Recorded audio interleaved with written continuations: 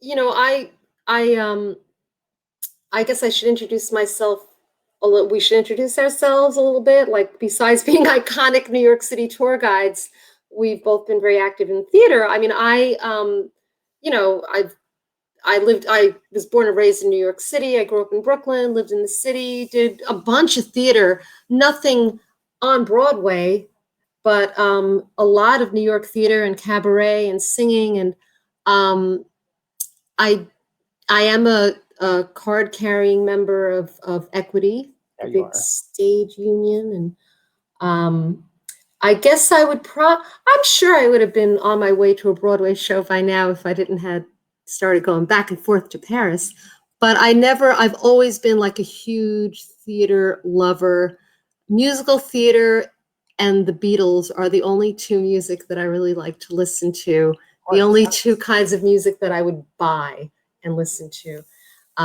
Now, unfortunately for me, my knowledge of musical theater kind of ends after like 1979. Like for Okay. me, after Chorus Line, after Evita, it's like nothing else happened. But And did Bobby, anything really happen after Chorus Line no, and Evita? So, no. okay. But Bobby, I mean, you're kind of like an expert at theater. And oh, I just see we have Regina just popped in here. I was telling you, Bobby, Bobby, you need to introduce yourself, and then I'm going to shut up.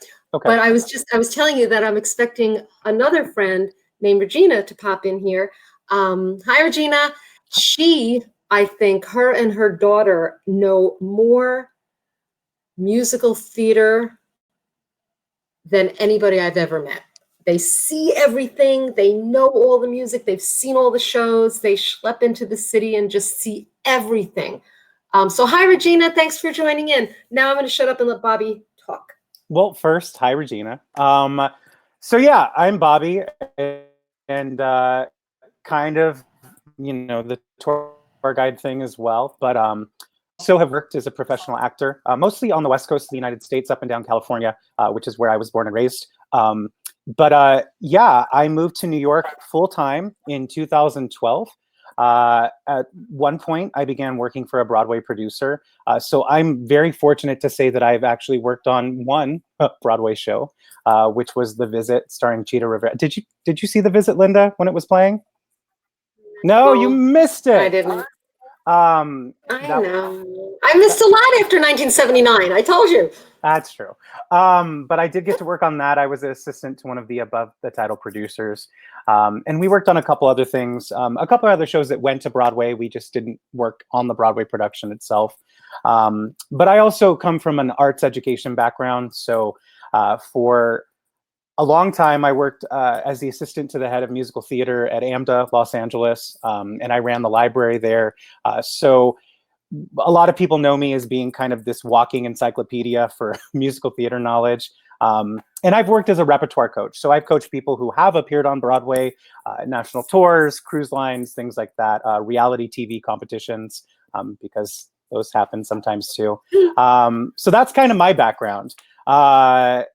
Anyway, we have spent a lot of time, Linda, leading tourists through the theater district, both you and I. Sadly, never together, which I don't know why that's never happened, because that would be the We best. never did that together. I feel like we did. Well, like, we started at the same time, but I don't think we led groups together at the same time. And I know that in doing that, discovered a lot of fantastic places along the way, getting to take people from all around the world and showing them the Broadway theaters and the area surrounding it. And then also getting to share with them a lot of places that are near and dear to being a member of the theater community in New York. And I don't know, is that kind of your experience as well? Discovering new places, but also getting to share places that you're a native New Yorker, Well, so. totally. I mean, that was the thing about being a native New Yorker. I mean, I was, 10 years old. I was taking the subway from Brooklyn. I guess it would be called the L. I was taking the train in from Brooklyn into Manhattan, like by myself all the time. And I just wanted to walk around in the city. And, I saw my first Broadway show when I was 9. It changed my life. It was Pippin, by the way. But Okay. of course, like, I grew up in the city. It never was, for me, it was never like, oh, New York City, like this thing. It was just home. It was just the Right. places that I walked around. And so when I was doing tours in the Times Square area, at first it was like, oh, I cannot even believe I am voluntarily going to Times Square. Right. Because, you know, like a regular New Yorker is like avoids that area, right? Completely. But what tour guiding did for me was to scrape off all that jade and realize, like, see Times Square through their eyes. And I'll never forget, like, the thrill of like turning a corner and looking at their face when we would turn a particular corner, like your favorite place in Times Square, 45th. Oh my gosh. And all those theaters. Wait, I have a picture. Okay. I have. And I remember, I'll wait for that picture to come up. I remember, okay, Oh, there we you go.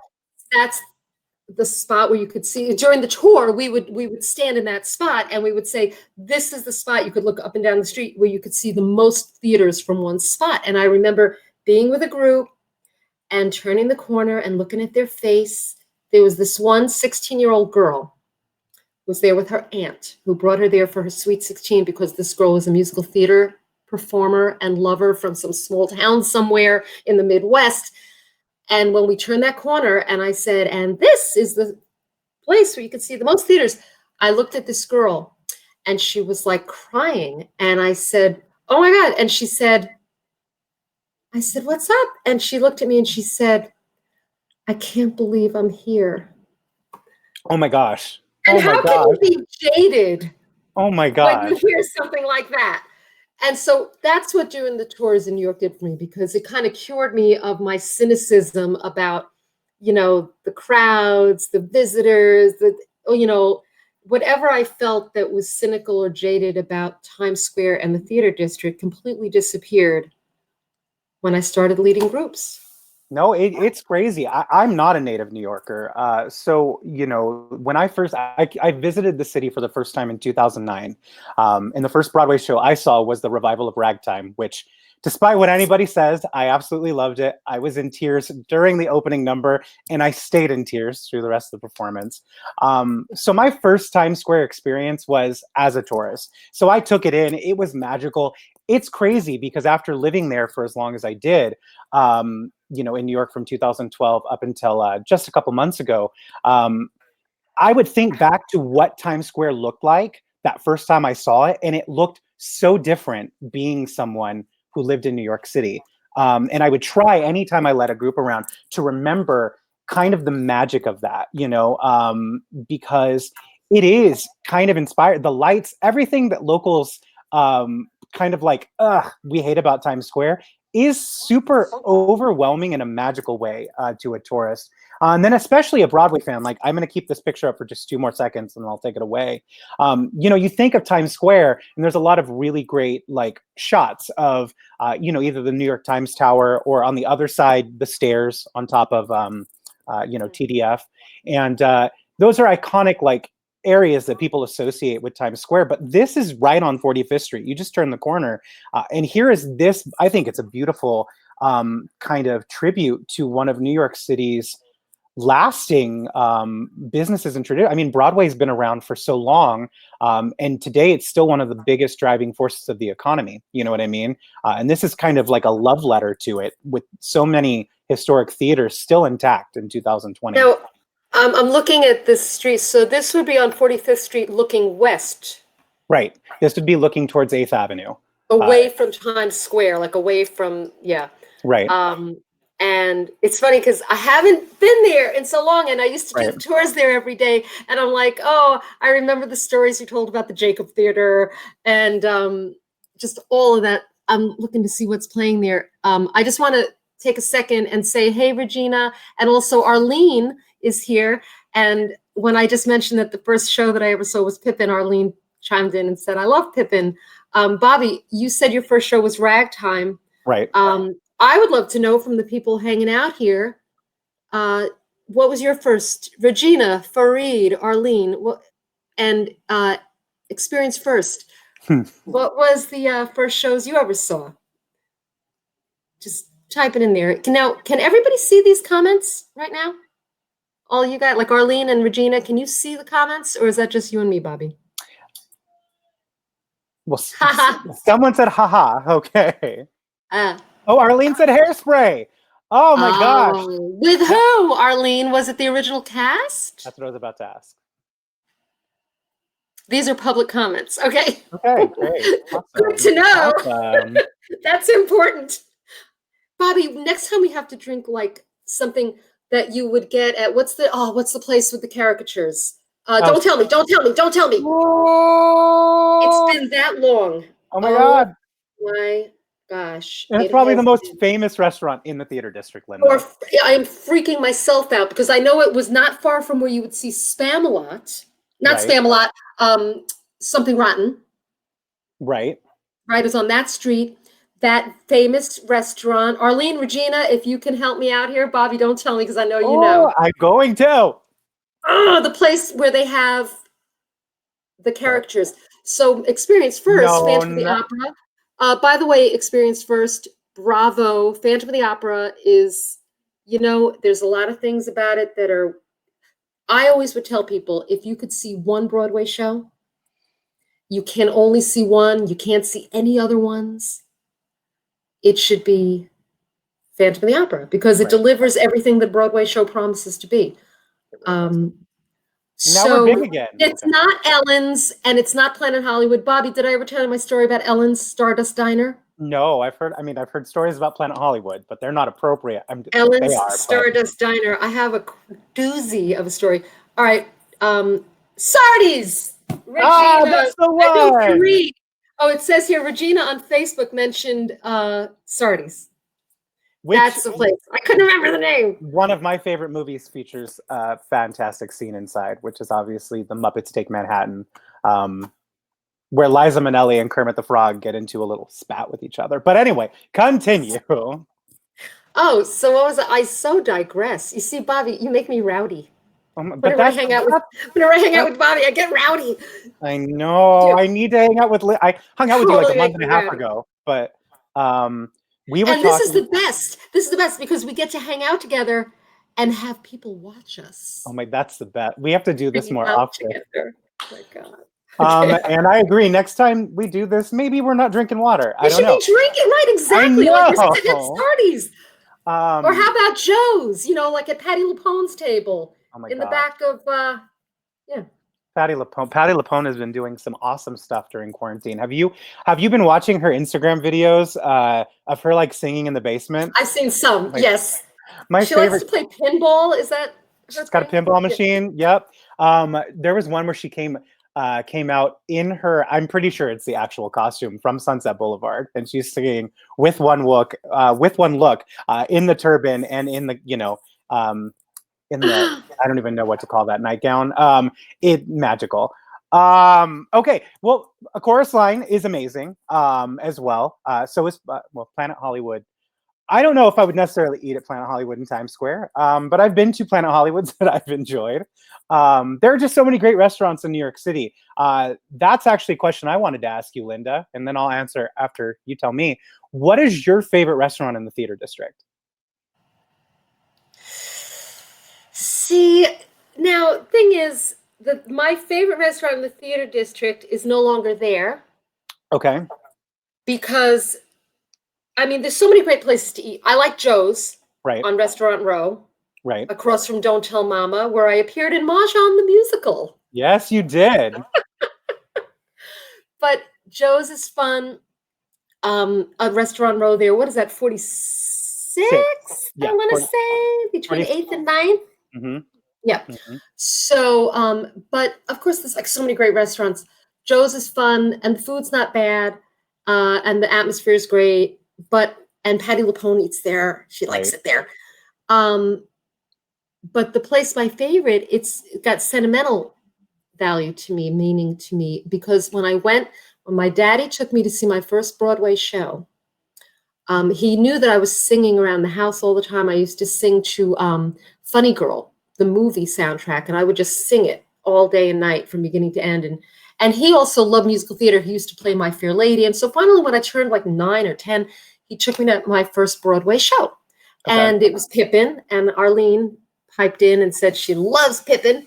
Yeah. And I saw Pippin with the original cast because that's how old I am. Ben Vereen, Irene Ryan, John Rubinstein, and the woman there. Anyway. Jill Clayborne? Jill Clayburgh. Thank you. Encyclopedia.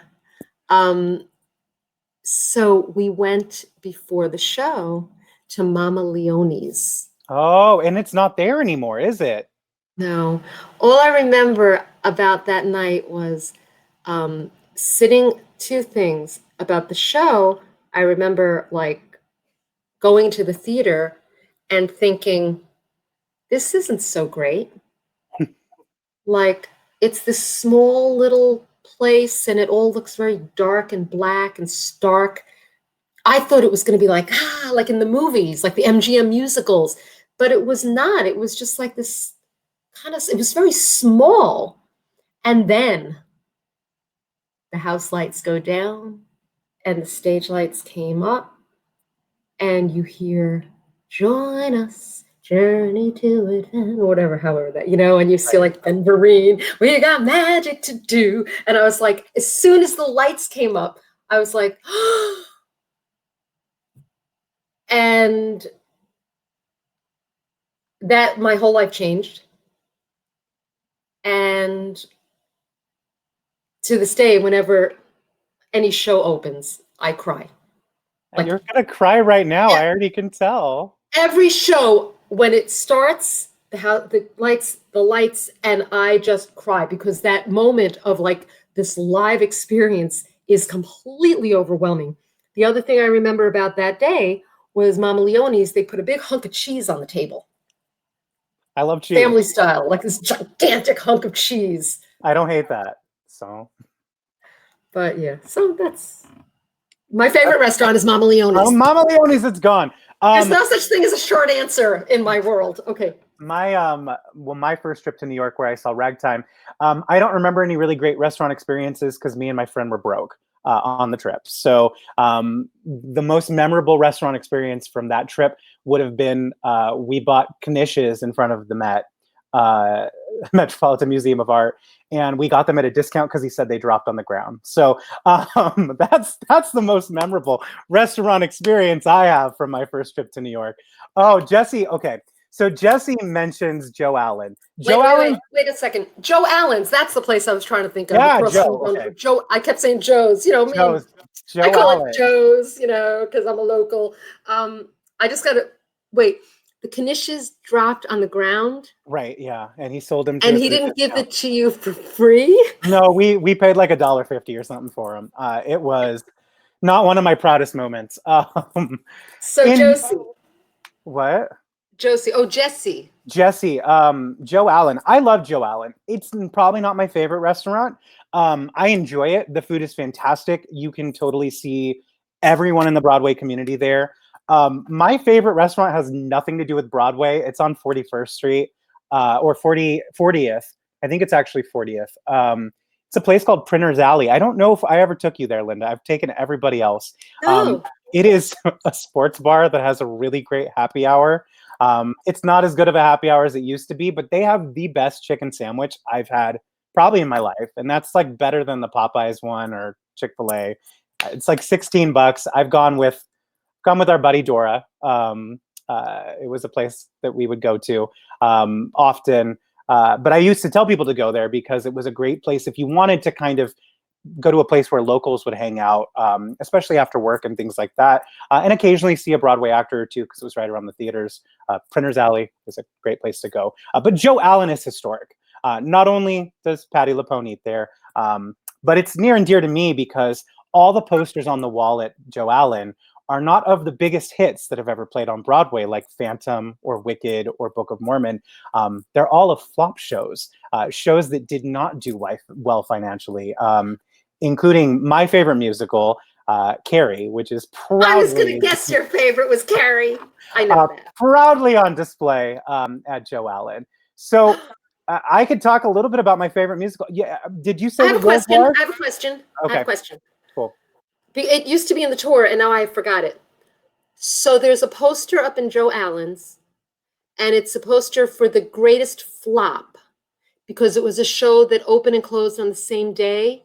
Yes. And it was something about a guy jumping off a bridge. Yes. What was it? So that show is Kelly. Yes! Kelly played at the Broadhurst Theater, and it closed on opening night. I believe what the legend is the producers came out to the lobby during intermission and were like, yeah, no, this is it. And it was based on the real life story. I think it was a newspaper article about, this is an awful idea for a musical. Unless you're involved with Kelly, and then it's the best idea ever. It's about a guy who jumped off the Golden Gate Bridge. I mean, a musical, singing and dancing. But that is definitely on display at Joe Allen as well. How does the show? No, oh wait, I see in the comments, Daytonville says a company is playing here. Is that a show? I don't know that show. Yeah, that's what I'm wondering. A company is playing here. I know Company's back on Broadway. Oh, maybe they mean company is playing. No, they probably mean a show called A Company is Playing Here. I just don't know anything about it. I don't know that one. Regina, do you know that one? Regina, if you're still there, because I gotta say, Regina knows more modern like theater than anybody. Right. We'll see if they tune in. Well, so how does a show, with all the hoops that a show has to go through, because we've been involved in projects, right? And you always you're in a project, and everybody hopes that their project is going to keep going, and they're going to go with it, and it's going to just be great. And you get involved in a project, you do a workshop. Like it starts where like you do a workshop, a reading. You sit in a room and you read, and then like you try to get investors. I mean, you know more about this than I do, but with all of the different steps that you have to go through to get something from to be on paper to being on a Broadway stage. How did Kelly make it through all those stages? Musicals cost more than plays because there's a lot more pieces involved, a lot more unions because you have to deal with musicians' unions and things like that on top of the actors. And musicals generally, not all the time, have, they're bigger spectacles. So the sets and things like that usually cost more. So I don't know how much Kelly cost, but I imagine it wasn't cheap. So we think, looking back, at something like Kelly, how did that happen? The sad thing is I don't know much about Kelly, so I can't speak to it from the most educated, but I can talk about my favorite, Carrie. Is it? Stephen King novel, iconic 70s horror movie. Who in their right mind says let's turn that into a musical? Well, people did, and one of the redeeming qualities of Carrie that's made it last so long as far as the fandom, it was revived in 2012. They even did it on Riverdale a couple years ago. So it's totally gotten a Cinderella comeback. It's because of the music. It was written by Dean Pitchford and Michael Gore, who did the movie Fame. They also did songs in Footloose, and they wrote pop songs for Whitney Houston, Hilary Duff, major people. Oh, okay. Oh, there we go. Got it. The way it was phrased was A Company is Playing Here was a show, but Company is the revival of Company. Just had started previews, I believe, right before the quarantine hit. Oh, it's the photo. Can we see that photo again? Yeah, I'm going to put it back up. Because I want to take a look. Yeah, put that 45th Street. Because we're on 45th Street. We're looking west. Mm-hmm. And so if we're looking west, it means to my left would be going downtown, and to my right would be going uptown. Right. So looking west on the uptown side, we've got, when was this picture taken? This is pretty recent because Company is on the marquee at the Jacobs, and that's what was playing. So on the right side, on the uptown side, we've got the Music Box Theater, and Dear Evan Hansen is playing. Now, if you look again, what's the show that's playing? What theater is that further west? West of the Music Box. That's the Imperial with Ain't Too Proud, which is the Temptations musical. And I think that's still playing too. Jukebox musicals. Don't get me off on that tangent. Now, on the downtown side, heading west, we've got, what's this one right here? Is that the Booth? right in front of us. The booth, and I actually don't Yeah, know really, what you just see the H in the the booth, H. but I know that it's there. Right. So that's the booth. And I don't know what's playing there. Okay. And then if you're heading further west, come from away at the Schoenfeld. Mm-hmm. And then the Jacobs. So is that what you were saying? Company is playing at the Jacobs now? Yeah, and looking, that is Company. That is Company at the Jacobs, which Okay. is Patti Lupone is in it. But this is interesting production because a lot of the genders have been swapped in the show. Right. Right. Is it a female Bobby now? It's a female Bobby. Yeah, she's played See, by. I know everybody likes that kind of thing. I saw it You in know, in London. 1979, we would never do anything like that. Oh my god, you would not in 1979. That is true. We did it the way it was written. That's the way my father liked it. That's the way my grandfather liked it. And that's the way I liked it. None of these switching. Switcheroos. I don't. So after that's the Golden. I don't know what's playing there. Sadly, The Golden, yeah.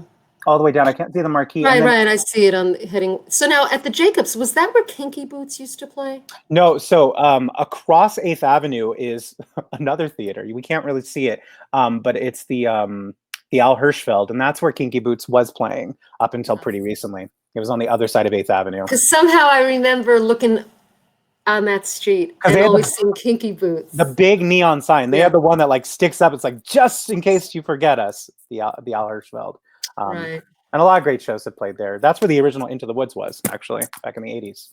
Oh, okay. Oh, yeah. So thank you, Jesse, for saying, because I said I wonder what's playing at the Jacobs, and so somebody actually answered. Company. It's Company. Thank you, Jesse.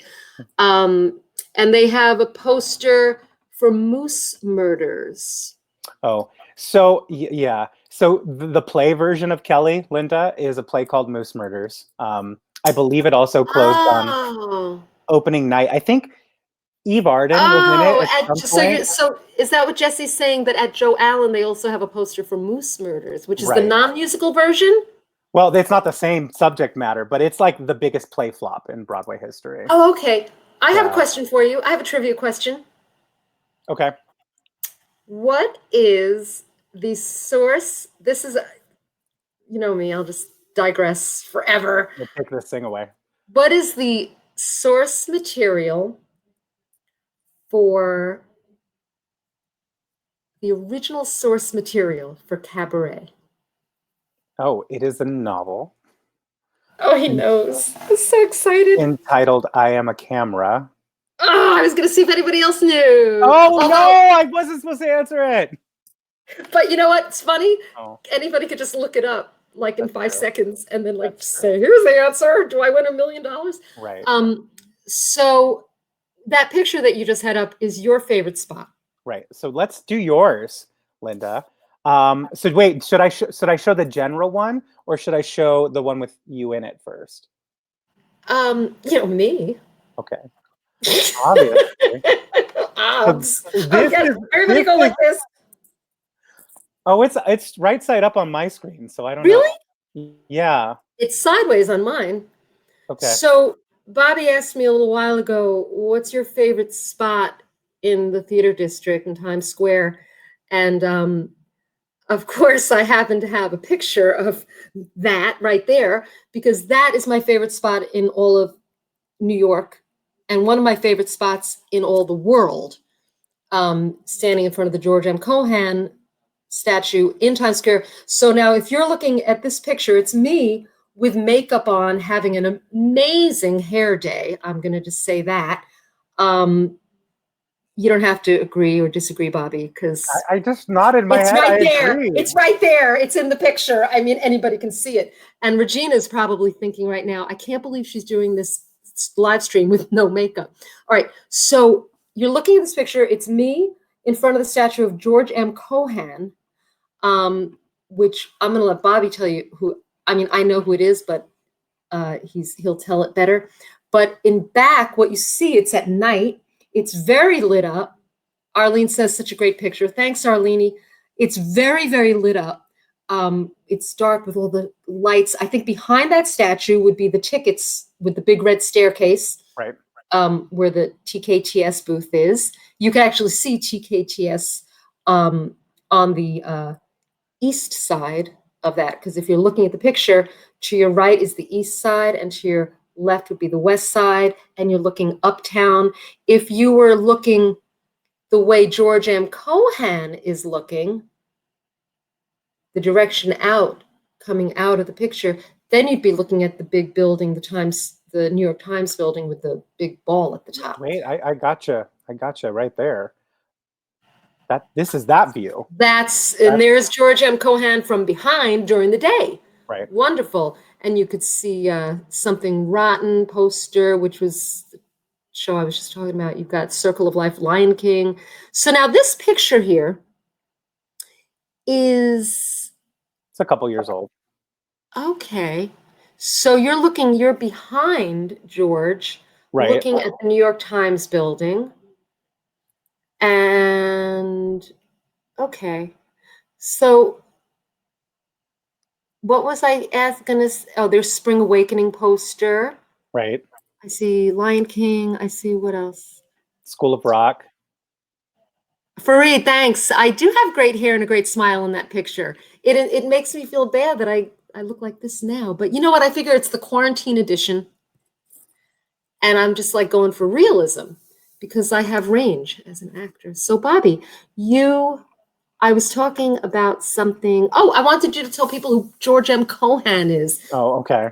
Well, I'm gonna put you back real quick, and then so this dude, George M. Cohan, was a very famous, I would say, actor performer, but he was more than that. Like, we used to joke on the tour that he was an octuple threat. So, everyone strives to be a triple threat: singer, actor, dancer. But like, this guy was a singer, actor, dancer, composer. He wrote music, he directed, he wrote, scripts to shows, he choreographed, he produced. I mean, he was legitimately an octuple threat. And if you've ever seen the movie Yankee Doodle Dandy, starring, I'm blanking, Linda. Wait, don't say it. Does anybody know? Anybody know who starred in Yankee Doodle Dandy? When it comes to old movies, I'm your gal.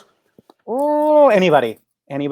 Nobody know who starred in the movie version of Yankee Doodle Dandy, of George M. Cohan's story? It's so corny and it's so wonderful. Oh, tell them, Linda. James Cagney. Yes, James. And it revealed to the world that James Cagney was a really great song and dance man. Right. Up until that point, he was always playing gangsters, you dirty rat. And that's my James Cagney impression. And on top of the world, ma. And then he does this George M. Cohan movie and he's singing and dancing his butt off. Okay, so. And then the last thing I'll say is he famously refused to join Actors Equity, which is the actors union. He didn't believe in kind of the cause. And so he is one of the few people who's been exempt from ever having to join, just because he made such a big stink about it. But his statue sits right across the street from the Actors Equity building. So they kind of have this face off with each other. But that was the old building. Is it not there anymore? It's across the street. No, it's not on. Oh. It's not on in Times Square anymore. It's off to the side street on 46. If you go down, where they have that. Anyway. It's one of my favorite total trashy places to go. TGI Fridays for happy hour. It's real good. Is right next to the building on 46th Street. So yeah, I did know that it was moved there. Yes, great. I'm being told we have to wrap it up. We have a couple minutes left. Linda, we have talked about our favorite spots in the theater district. We've talked about our favorite shows, our first shows.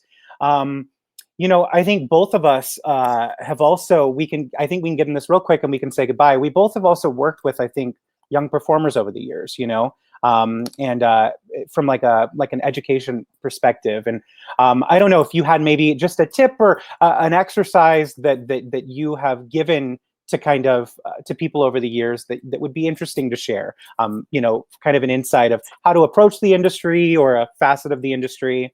Cool. I do. Cool. We'll share. First of all, I maybe in future streams or podcasts or whatever form this is taking, we could offer pointers to people about this, like more. If anybody wants to chime in and with questions about that, I do actually have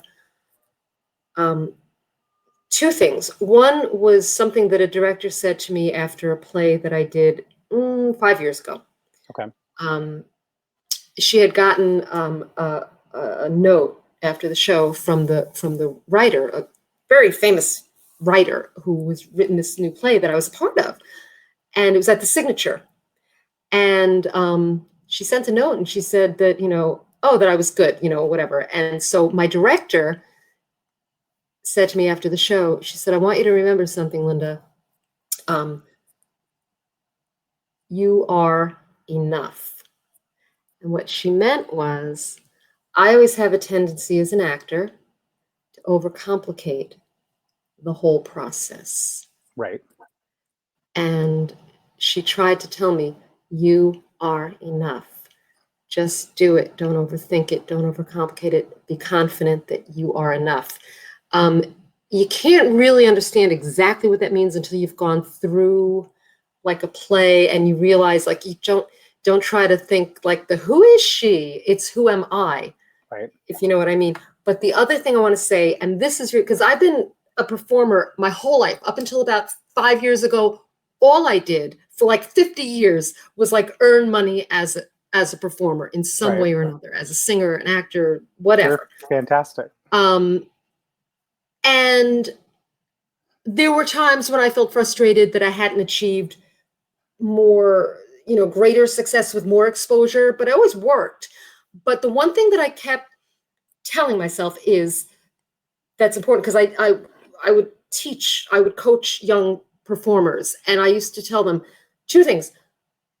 Never underestimate your ability, and never overestimate your importance. And if you can balance those two things well, you can have a career in the theater. No, that's perfect. Like, that is so true. Yeah, you have to look at it that way. Otherwise, you can get so lost and so frustrated and so beaten up over things that you have no control over, Yeah, that's great. Thank you, Linda. I guess the little tip I will give, as someone who's worked as a repertoire coach and coach people Broadway things, national tours and things like that. This is just a little tip for people to kind of make yourself a quick musical theater genius. And maybe put some better things into your audition book. You don't have to go and learn everything. You don't have to listen to every cast album. You absolutely can do that. And I do recommend doing that in life. But if you find yourself, say you're singing a really popular song, say there's a song in your book, Part of Your World, from the Little Mermaid by Alan Menken and Howard Ashman. Say you're not really getting what you want from it, and you're hearing tons of other girls singing in an audition. The easiest thing to do is look, Alan Menken, okay? He wrote The Little Mermaid. He's written a lot of popular music over the years, but he's also written some things that maybe weren't the biggest successes on the planet. And if you look at that list of other shows he's written, pick one that you've never heard of before, and listen to the cast album, the soundtrack. Chances are there's probably another song out there like Part of Your World that you can use just as effectively, and you won't be in the audition room singing the same song that 20 other girls did that day. And I'll just bring out one for you. So anyone listening, Part of Your World is your audition song, but you want to try something else. Alan Menken wrote an off-Broadway musical called Weird Romance, and a song that is almost exactly the same in theme, even musically, is a song called Stop and See Me from that, which was nice. Yeah, so little tip for anybody watching: if you're singing Part of Your World and it's not working, go listen to Weird Romance. I think that's it. Hey, Bobby, maybe next time we do this, we could talk about audition tips. Right, that would be fantastic. Don't you have so many things to say about that? I know, but I think that we're being asked to end this very shortly. I don't want to go. I know. So Arlene and Fareed and Experience First and Regina and Jesse. Was there anybody else out there? Daytonville. Thank you so much. I'm going to let Bobby take us out. Well, bye, everybody. Thank you for joining us here at Experience First with Visiting Broadway. I know that we're not physically on Broadway right now, but